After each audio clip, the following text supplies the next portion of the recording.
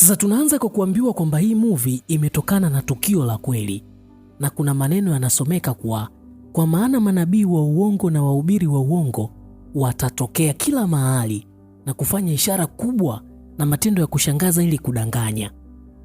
Ikiwezekana hata wateule wanaweza wakatokea. Tazama, nimekwisha kuwaambia kabla. Mathayo sura 24 mstari wa 24 hadi 25. Sasa mimi hapa naitwa Majuice Junior. Usisahau kusubscribe, kulike, kucomment na kushare kazi zetu. Twende sawa. Sasa Midrand huko South Africa, tunamuona Apostle Arome yupo na msaidizi wake wanacheza zao gofu. Na kuna dada anakuja na akamkimbilia Apostle Arome, akamchangamkia kama wamewahi kukutana mahali hivi. Ni kweli anamkumbusha Apostle alihudhuria semina yake ya jana usiku kule Johannesburg na alibarikiwa sana. Anaomba kama dakika 2 hivi, anahitaji kuongea naye.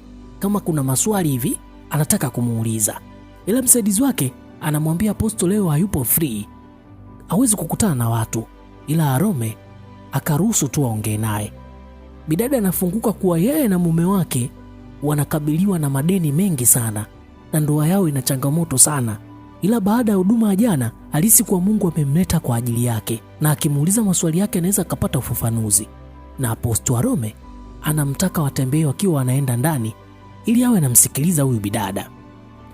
Na bidada akarudi tena kueleza shida zake yeye na mume wake za madeni na changamoto za ndoa. Ila tatizo lingine, mume wake amekuwa akihudumu katika huduma ya kanisa la mtaa kwa miaka 8 sasa, ila ghafla akafukuzwa bila hata kupewa onyo lolote lile.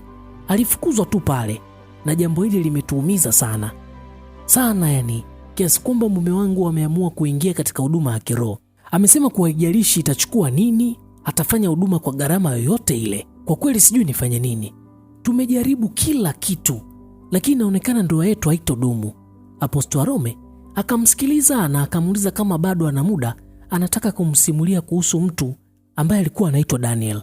Na hapa Apostle Arome anatusimulia kisa cha Danieli, na hivyo tuwe makini tukifahamu hicho kisa cha Daniel. Sasa mapema asubuhi, Daniel Dosum aka Didi anajiandaa zake hapa, huku anatazama video ya mahubiri mjini YouTube.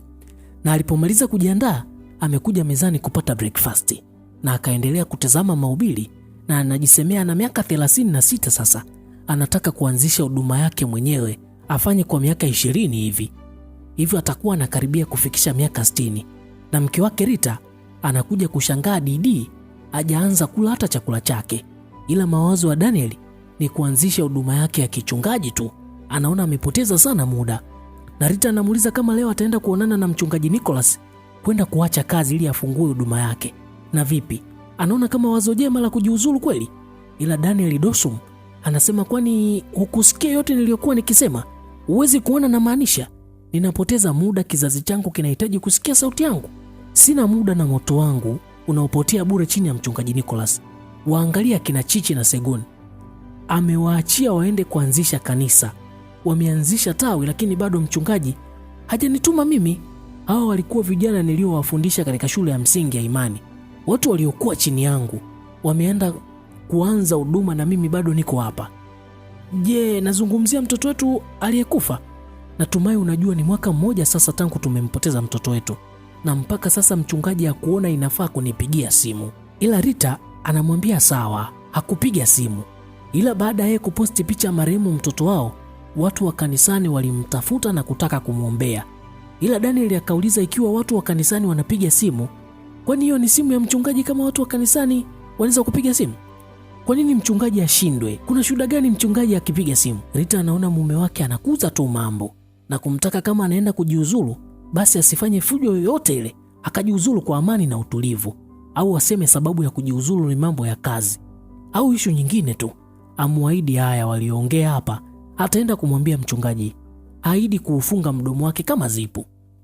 Na kuahidi sitofanya hivyo, nitalifanya jambo hilo lilo sawa, nitafanya vizuri tu, naahidi na kula kiapo. Rita akaendelea kumwombea mume wake asijiuzulu kwa ishu ndogo kama hiyo, ila mchizi hakutaka kumuelewa. Daniel akafika ofisini kwa mchungaji Nicholas na anatoa karatasi ambayo ameandika ya moyoni yake yote ili ateme sumu.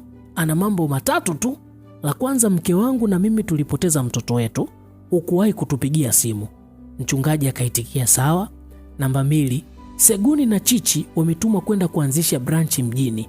Hivyo watu walionikuta kwenye kanisa hili, watu niliowafundisha katika mafunzo ya watumishi, kwa nini mimi nawekwa pembeni? Kwa nini baada ya kazi yangu yote, baada ya kukutumikia wewe na huduma hii kwa miaka mingi? Namba 3, nimegundua kuwa utumishi wangu kwako na huduma hii unazuia kusudi la Mungu na kazi ya maisha yangu, kwa sababu umezarau neema yangu na moto wangu. Namba 4, si ambayo ni ya mwisho lakini ni kwa umuhimu. Nimezungumza na Roho Mtakatifu, nimeomba, nimekuwa na mfululizo wa matukio na ameniambia wazi kwamba muda wangu hapa umekwisha na ni wakati wangu wa kuondoka. Mchungaji Nicholas. Daniel, nadhani naona chanzo cha masuala haya yote ni ukweli kwamba una hasira. Mimi ni mchungaji wako na naweza kuiona, kuisikia. Najua kuwa una hasira. Ila Daniel anakataa yeye kuwa hana hasira. Mchungaji akamsia asiache huduma kutokana na hasira, isipokuwa kama hakuwa na kiu ndani yake ya huduma, haikuwa ya dhati, ila kwa kuwa ameng'ang'ania tu kuondoka, basi anamwachia. Daniel alifurahi sana kinoma, na huyo akamshukuru na kumtaka mchungaji amwekee mkono na kumwombea baraka huko endako. Ila mchungaji hakutaka kumwombea, ila akamwambia asepe tu, atamwombea awe na mwisho mzuri. Maneno yakimpatia maswali sana Daniel kwamba atakuwa na mwisho mwema au amemlaani, maana amefanya hiyo kazi akiwa hapa kwa nguvu sana na bidii na kujitoa, ila yeye amepata maono ni muda wa kuondoka. Ila mchungaji anamuaga kinyonge sana, hataki kumbariki aondoke salama, ila anataka awe na mwisho mzuri. Kweli Daniel, nenda, mimi nitakuombea mwisho wako uwe mzuri tu. Ila Daniel akajitamkia maneno ya baraka kwa mwisho wake utakuwa mwema tu. Tutaona huko mwishoni kati ya maneno ya mchungaji Nicholas na Daniel, nani ataangukia chini na yapi atakuwa ya kweli. Rita yupo njiani na gari lake likamzimikia na akashuka na kumcheki mume wake Daniel, ila yeye hupenda kumuita Didi. Simu haipokelewi, ila anageuka nyuma anakutana na Chizi, anamwambia amekuwa star. Sasa Rita akamtaka aondoke mbele yake, ila anaonekana anatoa utabiri kwa Rita, ninyi wawili kule Ghana mtapaa. Ghana wataonekana kwenye podium na madhabahu huko Ghana, mwanamke shupavu, mtapaa kabisa, na kuondoka huko Rita amuelewi anachokiongea. Sasa Daniel karudi nyumbani, anapokea simu kutoka namba ngeni na mtu anaonekana anamfahamu Daniel, ila yeye hamjui. Ndipo akamuuliza anaongea na nani, akajitambulisha ni Kofi Ado kutoka Ghana, ambaye alikuwa roommate wake walipokuwa shule ya theolojia ya Seed Time na Harvest. Daniel akamkumbuka mchizi wake Kofi aka. Akamuuliza anaendeleaje na anafanya mishe gani huko Nigeria, maana alitafuta sana namba yake, ila akaamua kuposti kwenye grupu lao la alumni. Ndipo akapewa namba ya Daniel na Daniel akafunguka kila kitu, kwa alikuwa anajitolea kanisa moja hivi, ila sasa hivi kaacha, anataka kuanzisha huduma yake. Na Kofi akampatia pole ya kumpoteza mtoto wake, akamtaka aende Ghana akajumuike naye kufanya huduma na atamgalamia kila kitu, kuanzia usafiri kutoka Nigeria hadi Ghana, na hadi akifika huko gharama juu yake kila kitu. Ila Daniel akaomba muda ili aongee na mke wake ili aone inakuwaje, na Kofi akamtaka asichukulie poa. Yeye sasa hivi ni nabii mkubwa sana, kama anabisha agugu ajionee. Rita akauliza amesikia mambo ya Ghana kuna nini, ndo Daniel akampangilia mchongo mzima. Rita ndo akaunganisha doti kuhusu maneno ya yule chizi kule barabarani, na mara Daniel anapokea muamala wa naira milioni 3 kutoka kwa Kofi Ado kwenda kwa Daniel Dosumu, na Kofi akamcheki namba yake akaunti aliipata kwa grupu, hivi ajiandae wakutane Ghana. Daniel na Rita hawakuamini kupokea kiasi kikubwa kama hiko, na Daniel anasema hata mchungaji wake Nicholas hawezi kufanya hivyo, ni kama muujiza hivi. Yani yeye leo kaenda kujiuzulu na akarudi nyumbani, Kofi kamtafuta bila ya kudhania na akatuma naira milioni 3 na mwaliko wa kwenda Ghana. Daniel anasema ni Mungu tukafanya haya yote, tena ni dabo. Hawana cha kungojea, ni kujiandaa tu kuelekea Ghana. Hataki kulaza damu, kituo kinachofuata ni Ghana, na Rita abakie kwanza ili yeye aende akasome mazingira, kisha atakuja baadaye. Kwa furaha Daniel anasema Ghana na kuja huko, na ndege ndio inakanyaga ardhi ya Ghana, uwanja wa kutoka International Airport. Muda huu hapa terminal namba 3, na Danieli amewasili nchini Ghana. Anapokelewa na msaidizi wa Kofi, na walipofika nje akakutana na roommate wake Kofi. Wakakumbatiana na akauliza safari imekuwaje, na wakaingia kwenye gari wakasepa. Wakafika nyumbani kwa Kofi na Danieli anafurahi sana. Msosi ni mzuri, na tunajua mke wa Kofi yuko Zambia kwa ajili ya huduma, na yeye ni nabii mkubwa sana hapa Ghana na Afrika kwa ujumla. Hivyo anamtaka Danieli ashirikiane naye kufanya huduma hiyo, kwani atakula mema ya nchi na maisha yake yatabadilika. Alipomaliza kuongea, na Danieli akanyanyuka kumuuliza msichana mmoja, wewe ndio Amanda? Sio, njoo ofisini kwangu tufanye maombi kwa pamoja. Na yeye akatangulia huku warembo wakimfuata nyuma. Danieli anaendelea zake kujitafunia msosi tu, huku akiwaza jambo aliloambiwa na nabii Kofi. Na Jumapili imefika na tunaona picha kubwa inayomuonesha nabii Kofi almaarufu Mtume Bulldozer, na watu wamefurika kanisani, na Apostle Bulldozer Kofi anatoa ushuhuda kuwa kuna majambazi 4 wenye silaha walitokea ndani ya nyumba yake na walimpiga risasi 49. Hakuna hata risasi moja iliyogusa mwili wangu, kwa sababu yeye aliomba kabla hawajafika nyumbani kwake. Watu kelele na shangwe tu. Akaendelea kusema kwamba amemsikia Roho Mtakatifu akimtajia jina moja tu la mtu anaitwa Daniel Dosum. Vipi, kuna mtu hapo anaitwa hivyo? Muda wote Daniel anashangaa tu. Daniel Dosum, upo wapi? Na Daniel akajihisi ni yeye. Akasimama na kuelekea madhabahuni.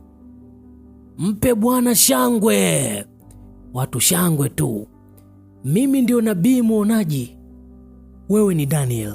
Ndio mimi Daniel. Unatokea Nigeria? Zungumza na mimi, usizalilishe, ongea na mimi, ongea.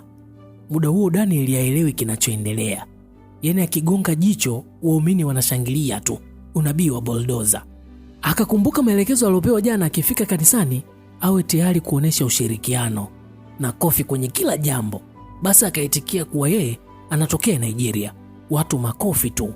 Na mpambe wa Kofi anasema, mnaona ewe, nabii wetu sio muongo, watu ni shangwe tu. Na Kofi akaendelea kutoa nabii kuwa anamuona Danieli kwenye ulimwengu wa roho, na mwaka jana alikuwa sehemu ndani ya mwezi wa pili alipoteza mtoto wake wa kiume. Ndiyo Aposto, nilipoteza mtoto. Kanisa likashangilia kwa nguvu zote. Na ninakuona hapa una tatizo la figo. Danieli akajifanya kushangaa na kujishika tumboni. Na Kofi akamwambia, Bwana anataka kukuponya shida yako ya figo. Na Roho Mtakatifu ananionyesha kuwa mke wako yupo Nigeria. Anakabiliwa na vifungo vingi kwenye familia yake, na wengi wamekuwa vichaa, na kuna ndugu zake 7 wamekuwa vichaa. Ni kweli? Ndiyo nabii. Akawaambia atamponya leo, na akimponya aahidi kumtumikia yeye. Na Danieli akakubali. Na nabii akasema kuna watu kama 755 humu ndani wanatamani kuwa wakubwa. Kama wanaamini watatoboa, wakimbie madhabahuni walete sadaka zao. Na kweli bwana, ule umati wa watu ukamiminika madhabahuni kuleta sadaka zao kwa nabii Bulldozer. Wakati tumeona Danieli amepangwa tu kusema ushuhuda huu. Kama nawaona hivi watu wanaoendaga kwa manabii kutaka miujiza ya kuwa na mali na pesa. Baada ya ibada kuisha, mida hii mgao unapita kwa kila mtu aliyefanikisha mchakato mzima kule kanisani.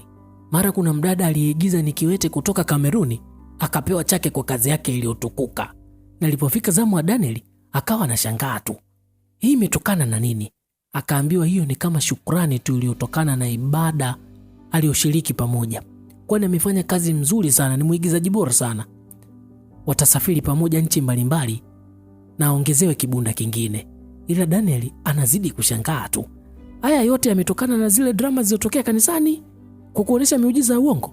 Ila akaambiwa sio miujiza ya uongo, bali sisi ni wasaidizi wa Mungu. Kivipi? Sisi tunaonekana kama wasaidizi wa Mungu? Akaambiwa ajitulize, waende wakaogelee kwanza, watazungumza zaidi. Kofi anasema Wakristo wengi hawapendi kusoma Biblia zao, hawajui misingi ya imani na hawataki kujiombea wenyewe.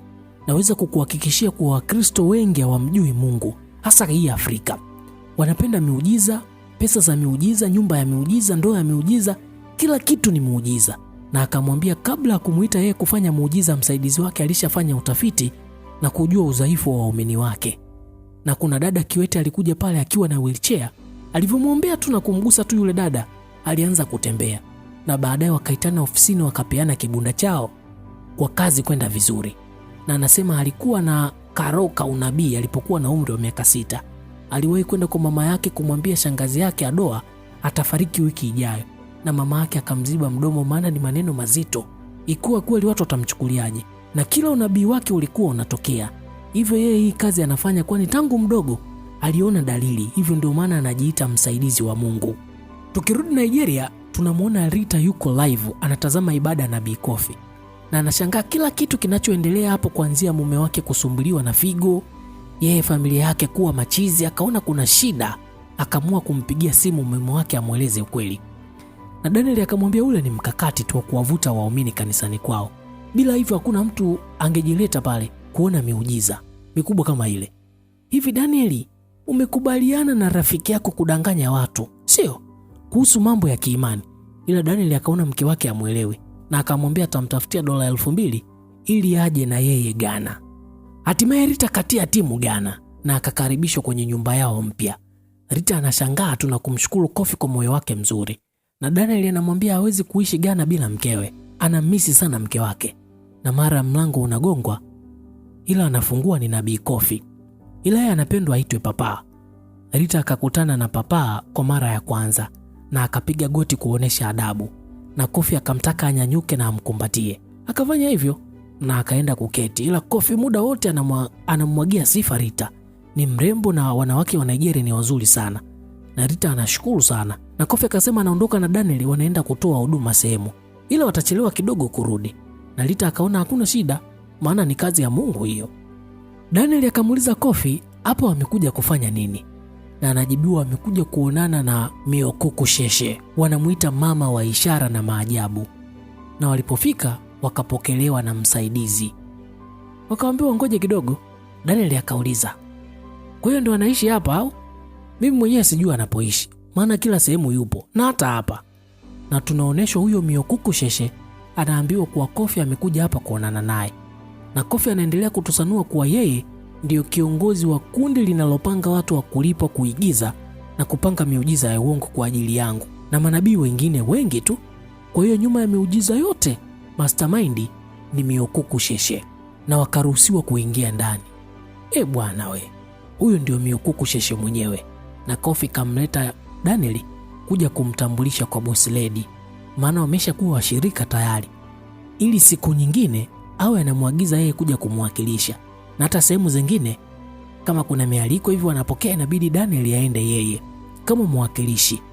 Harifulai huyo, maana hata mchungaji Nicholas hakuwahi kumpatia fursa kama hiyo.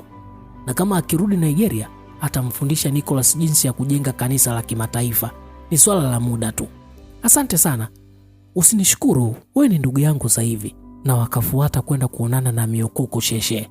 Na nikukumbushe tu, hii ni simulizi ya Apostle Arome, anamsimulia yule dada kule Afrika Kusini. Na kwa leo tunaishia hapa kwa Daniel na Kofi wameenda kukutana na Miokuku Sheshe.